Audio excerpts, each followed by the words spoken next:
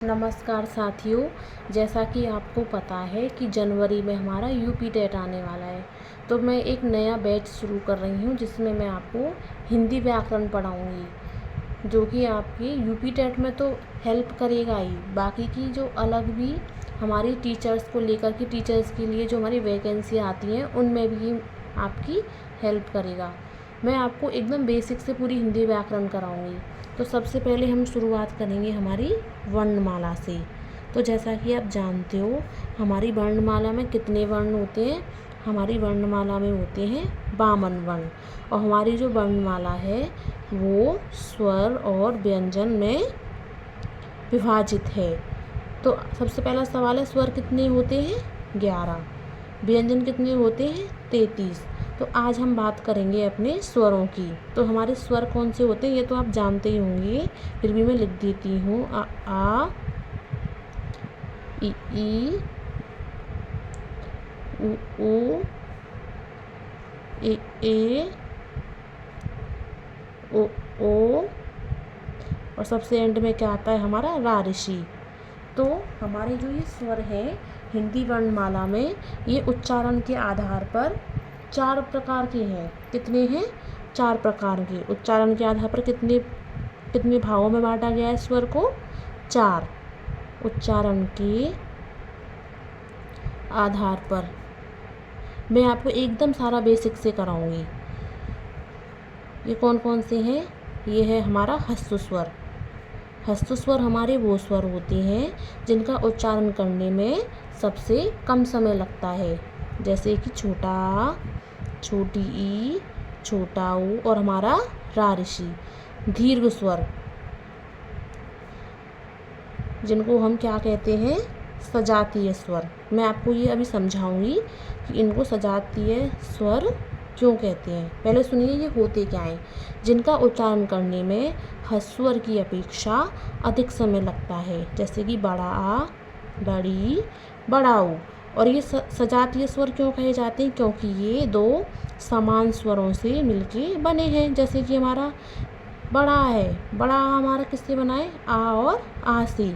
बड़ी ई बनाए छोटी ई प्लस छोटी ई, और बड़ा ऊ बना है ऊ। मैं आपको इतना बेसिक से इसलिए करा रही हूँ क्योंकि ये इसी तरह के प्रश्न हमारे एग्ज़ाम में पूछे जाते हैं। एक होते हैं हमारे संयुक्त स्वर। संयुक्त स्वर इनको हम कहते हैं विजातीय स्वर। क्या कहते हैं? विजातीय स्वर। इनको विजातीय स्वर इसलिए कहा जाता है क्योंकि एक तो इनका उच्चारण करने में सबसे अधिक समय लगता है, दूसरा ये 2 भिन्न स्वरों से मिलकर बनते हैं। जैसे कि इसमें हमारा आता है ए, ओ। अब आप पूछोगे भाई इनको विजातीय स्वर क्यों कहते हैं? क्योंकि देखो हमारा जो ए बना है वो बना है आ प्लस ई, ये बना है हमारा आ प्लस छोटी ए, ये बना है हमारा आ प्लस ऊ, और ये बना है हमारा आ प्लस छोटा ऊ। ये प्रश्न आते हैं गाइस, ये इसी तरह के प्रश्न आपसे पूछे जा सकते हैं कि मान लीजिए आपको प्रश्न दे दिया कि निम्नलिखित में से कौन सा संयुक्त स्वर है। आपको 4 ऑप्शन दे के रखे होंगे, तो आप आसानी से पहचान पाओगे कि हाँ ये हमारा संयुक्त स्वर है, ये हमारा दीर्घ स्वर है, ये हमारा ह्स्व स्वर है। लास्ट में आता है हमारा प्लुत स्वर। ये मैं आपकी सब नॉलेज के लिए बता रही हूँ कि ये क्या होते हैं। हमारे प्लुत स्वर वो होते हैं जिनका उच्चारण करने में दीर्घ स्वर की अपेक्षा 3 गुना समय लगता है।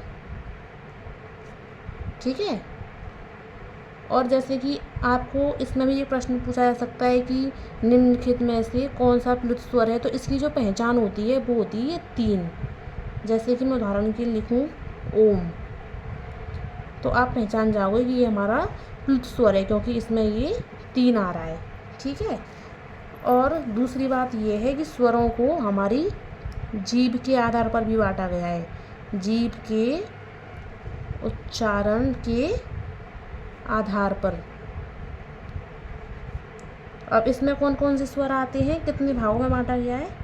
तो एक हमारे होते हैं सबसे पहले होते हैं हमारे अग्र स्वर। जिनका उच्चारण जीभ के आगे वाले हिस्से से किया जाता है। इसमें आता है हमारा छोटी, बड़ी, छोटी ए, बड़ा ए। एक आते हैं हमारे मध्य स्वर, जिनका उच्चारण जीभ के मध्य भाग से किया जाता है, जिसमें आता है हमारा छोटा आ। और सबसे लास्ट में क्या आते हैं हमारे पश्च स्वर। क्या आते हैं? पश्च स्वर। तो पश्च स्वर वो होते हैं जिनका उच्चारण जीभ के सबसे पिछले हिस्से से किया जाता है, जिसमें कि आता है हमारा बड़ा आ, छोटा ऊ, बड़ा ऊ, छोटा ओ, बड़ा ओ।